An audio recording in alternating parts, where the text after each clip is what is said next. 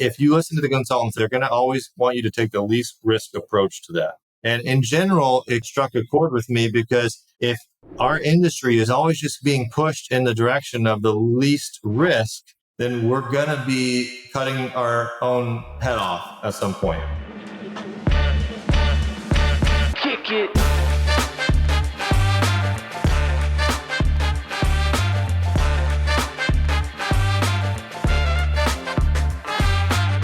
Welcome to Strata Stories. My name is Thomas Schreiber, and I'm the Director of Marketing here at Strata PT. Strata PT is a single EMR platform and revenue cycle management service for physical, occupational, and speech therapy practices that helps you achieve a 99.99% reimbursement rate. On today's episode, Paul Singh, the CEO of Strata PT, talked with Justin Stiver, the owner of Total Therapy Florida. Justin grew the practice from 1 to now 7 clinics across Florida. Paul and Justin talked through maximizing billable units, why you shouldn't always take the least risky approach when billing, understanding the audit process, and the need for transparency in billing practices. If you'd like to learn more about Strata PT and see how our EMR and RCM works, head over to stratapt.com to book a demo. Now, without further delay, here's today's episode.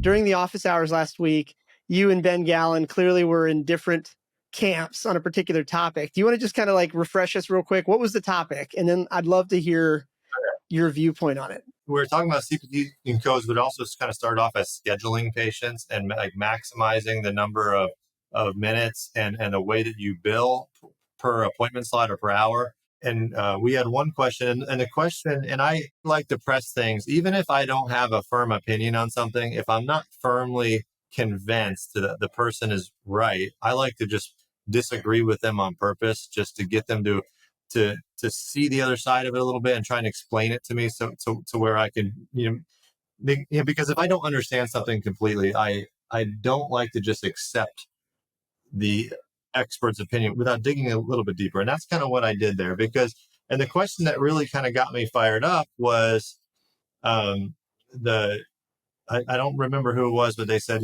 currently I see people in 40-minute slots and I am billing an average of 3.3 units per visit, and I'm averaging, almost 50% of therapeutic activity. So I think I'm doing pretty well with like maximizing my billing. And both Ben and Daniel, they both kind of immediately said, well, you're already overbilling. And that's how I took it. Ben said, you're already overbilling. And then Daniel said, and by the way, you're billing way too many therapeutic activities. That's bad. You need to change that. Okay. That's how I got it. So with me, I immediately kind of fired me up because I don't think that assumption should be the first thing you do. I think you should be asking that practice owner, well, what is your payer mix? And, what percentage AMA versus Medicare 8-minute rule billing do you have? And then Ben kind of said, well, you're only allowed to bill 3 units in a 40-minute slot. And in my head, I'm like, no, that's not true. And then, because yes, if it's Medicare, if 100% of your caseload is Medicare or managed care where you have to do that 8-minute rule, then yes, you're right. 38 minutes is 3 units. If not, though, if you're seeing a heavy workers' comp or an auto or self-pay, where you can bill a therapeutic activity in 8 minutes, and they have that term unbundling, right? And now Medicare kind of commented on this unbundling of codes, and they don't like that. They don't always like you to bill that last unit as 8 minutes. And, they haven't come out there and said you can't do it because their rules obviously state that you can. When they say 53 minutes is 4 units or 38 minutes is 3 units, do the math and it's 15, 15, 8 or 15, 15, 15, 8.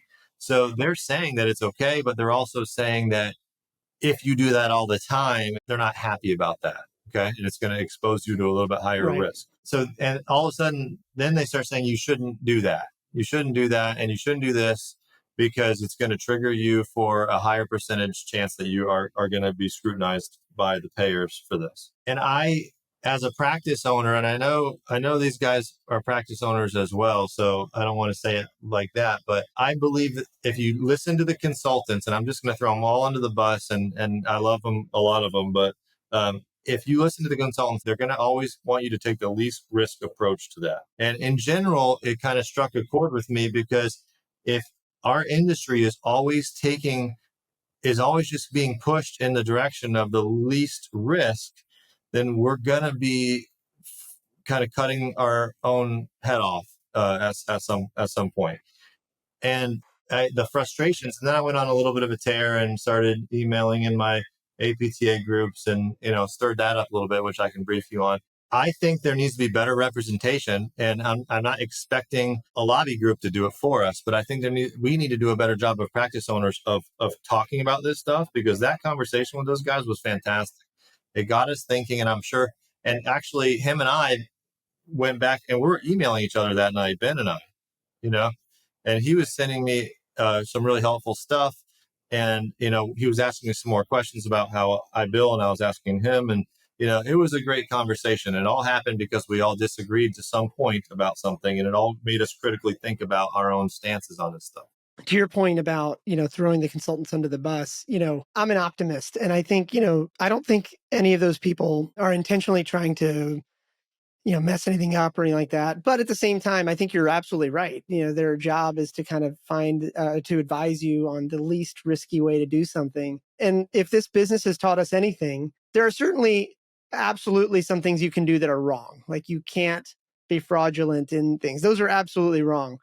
But, the rest of this, though, is if the goal is to optimize for staying under the radar and no audits ever, then let's just admit that and then operate our businesses that way.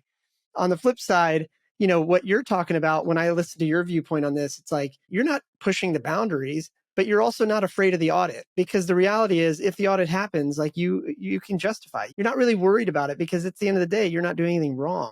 If the goal is to always avoid an audit of any sort, then sure, play safe and all that. On the flip side, if the goal is to build a successful business, then, as long as you're not breaking the rules, let's go. And that was kind of what I pressed Daniel on, because I said, because we already talked about what Ben said, and that's, but Daniel said, you should be utilizing more codes and spreading them out so that you don't fall into that over the average of your peers, right? And so you don't build aberrantly based on the averages of your peers, because that's how Medicare's audit system is set up to find the outliers. And to me, when I heard that, I was like, you don't even know that practice owner's demographic. You don't know if they're seeing mostly Medicare, mostly young kids, he didn't even ask if it was pediatrics versus neuro. I mean, we didn't have those answers in front of us. And he's saying you should bill more codes, because we know we have to bill for what we do in the clinic. So he's saying you should bill more different codes, which is basically him saying you should do more different things for the patient. Well, if you paid attention to the research coming out with actually treating these disabilities, low back pain and balance and strength, they're not saying that you should do that. They're actually, the research is saying that you should be doing multi-movement, multi-joint functional strengthening activities for like 75% of these things that you're treating your patients for. So if we're supposed to be doing that based on the research, why are we afraid to bill 50%? Because I think the guy said he was just maybe a little bit less than 50% therapeutic activities. And I'm like, I'm sorry, but that is not high when you're considering the evidence is saying that that's all we should be doing. So to me, there's no difference because he said you want to be careful billing more of the highest paying code. And I'm like, yes, a therapist should not bill a high paying code just because it's a high paying code. But then saying that you should be billing all these other codes for no reason at all too is equally as wrong as billing just the high paying code all the time. So I think that we're having the wrong conversations all the time. Now, the scary part is yes, going back to what you said earlier is, you shouldn't be afraid of an audit. Right. And I think to these guys' credit, is they have been through audits. Okay. I also was emailing with another well-known consultant that just retired recently, and she was kind of on the same page as them, but definitely saw it from our angle too, was that if the audit was black and white, then you're right. But the problem is that these rules are so convoluted, and you're at the mercy of a human being that may not treat you fairly, right? So yes, from a business consultant standpoint, they're saying that I've been a part of these audits, and I know that if you do get audited, there's a chance that you're going to get an auditor that may not Yeah. treat you fairly and understand where you're coming from, and then you're at the mercy of them. So, and then do you want to go through the whole process of hiring an attorney and all that good stuff? So I get it, but then it boils down to, well, if that's true, then maybe we need to push a little bit harder to get some clarity on these things. Now, out of curiosity, you sort of alluded to, while you were talking about that, you alluded to some conversations happening in that industry trade group. You said you had like reached out to them and all that. I think that's an interesting angle too, if you're willing to talk about that. Yeah, I won't say any names, but so it's fine. But I I'm a part of a private practice email group that's through the APTA. It's actually through Yep. the FPTA, but it's part of the APTA, and I don't. It's one of those email groups where you don't know if there's 500 or 5,000 people on this email thread. It's like every few days someone pops off a question. So I just fired out kind of a follow up to this, and I wouldn't be surprised if Ben's on this group. So that's funny. I said, I recently participated in a discussion about these topics, and I'd be interested to see what everyone thinks about this. And I kind of put out a handful of things we talked about, and I said, basically your commercial payer contract may not specify AMA versus 8-minute rule billing in the contract or the policy rules manual. They may not specify anything to do with that, but that doesn't mean that you're allowed to bill AMA rules. And I'm like, what the hell is that? Like, you know, uh, that doesn't make sense. Now, maybe it's true because of how messed up this whole system is, So I sent this email kind of asking for engagement, and I get a text message from a CFO of a company that I know, and this company has about 20 locations in Florida, and he's a former CFO for this company. He left them about 6 months ago, but he texted me and said, "Hey man, good luck getting anyone to respond to that email." Like, he goes, no one's going to say anything. Like, I've asked this guy and this guy, very well known consultants, and we pay them, and they won't even respond to it. They're like, well, check your payer rules and consult with your payer, and that's what you have to do. And they're like, I did, and I did, and I did, and I still didn't get any good answers. So now what do I do? And one gal responded to me that is very well known, in the consulting world, and she basically said the same thing. Like, just because it doesn't specify doesn't mean that it doesn't, and you got to do this and you got to do that. So then it led me to say, like, okay, well, this is an obvious issue that is a lot of people are at risk of here, because if I'm dealing with it, I'm sure other people are. And so maybe this is something that the industry should take serious, and that's something we should work towards transparency on. So and I know you can't rely on the lobbies and stuff, but I mean, you would think that this is a great thing there for them to look at now. So she said, you need to call your payer. So this is a funny story. So she said, you need to call your payer and clarify it. So I said, okay, let me tell you what happened here. I did look through my Blue Cross Blue Shield policy manual and my rules, and I emailed my provider rep, and I asked him this question. I said, am I correct that I'm to be following AMA billing guidelines when I bill Blue Cross Blue Shield beneficiaries? And she responded and said, yes, that is correct. And I said, so I responded again. I said, does that also apply to your Medicare, Blue Cross Blue Shield Medicare patients? Yes. Okay, thanks. Good. She responded back again saying, yeah, but the word of one person probably won't hold up as much as it should in an audit. And I'm like, so who do I go to? Like, what in the is going on? So I think it's an issue that we have, and the easy out would be as a profession to just bill the most conservative way, which also means accepting the least reimbursement possible. Okay. But if we do that, I think we're losing I think this is a game that is being played, whether it's purposeful or not. If we're playing chess here, we're just cornering ourselves and waiting for the checkmate to happen.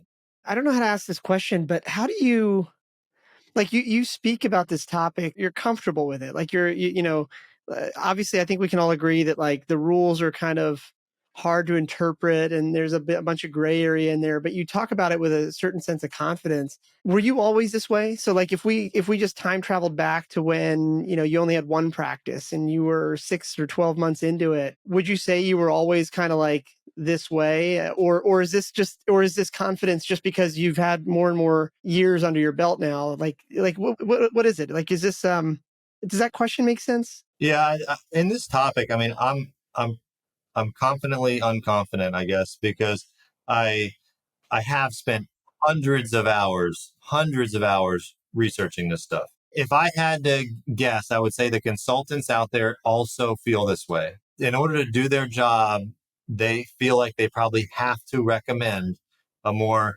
conservative approach to it. So I'm confident, but I'm also not giving out any advice to anyone. So all I have to do is advise myself. I'm not being paid as a consultant. So full transparency, if I was being paid as a consultant, I would not be talking this confidently because I'm talking very confidently on a bunch of stuff that is very vague and very confusing. So I'm confident in what I know, but I'm not confident that the system is clear, so I feel for practice owners. I think that's a big problem with PT practices when they start up is they just go into it and then like figure it out as they go. Okay. So if you're opening up a single location and you're a single provider, the risk is not too high because you can afford to kind of learn as you go and you're not going to be flying on any radars. We've grown so fast in the time that we've been open to where we are probably at a higher risk profile than others, and so I'm in it 6 or 7 years, and it's probably not as important to a lot of small practices. But if you do happen to get yourself in a practice that grows pretty quickly, I think that you could be in a tough spot not knowing a bunch about this. So it's definitely something that I think if I went to 20 practice owners that I know, I think I would probably be hard pressed to find someone that has done the research that I've done on it, and they kind of just do the ostrich approach by burying their head in the sand and or hoping that someone comes and tells them. And it's a weird. That's the tough part about this industry is there's rules and there's very stiff penalties to breaking those rules, but the rules are not clear or readily available to you. I love that. Like, actually, I'll just kind of pause right there on that particular topic.